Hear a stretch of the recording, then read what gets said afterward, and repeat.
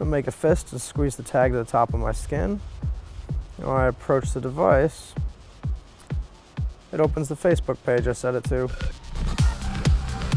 Colin Crovino has a microchip implanted in both of his hands. Some people just look really grossed out. I put my hand up and I let them poke at it and they freak out. Developed in the 1950s and 60s, RFID chips, short for radio frequency identification, have been used by retailers to track packages and prevent theft.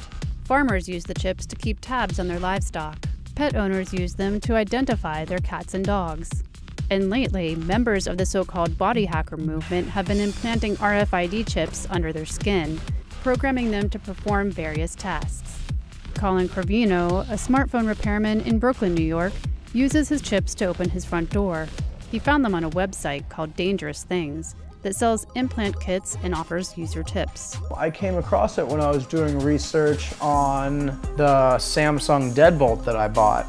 And then the first thing that I noticed was that I could get an RFID tag that would work with the deadbolt. Crovino plans to modify one of his motorcycles next.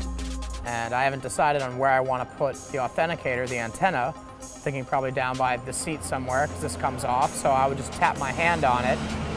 Then the light would come on as if I put the key in, and then I would just hit the ignition and start the vehicle. RFID retailers estimate that between 30 and 50,000 people worldwide have chip implants in their bodies.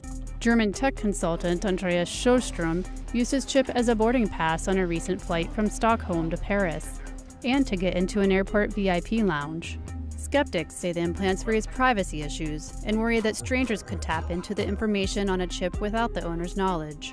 Others say potential uses for the technology, such as keeping track of a patient with dementia, could pose ethical concerns. But Crovino and others see a future where technology and the human form will merge. I think when it becomes more prevalent and there's a lot more things and options that you can do with this, that people will, opt in for that kind of augmented human sort of attitude. That's why I have an Android device and not an iPhone, is because I want to be able to customize everything I have, so why should I not be able to customize myself?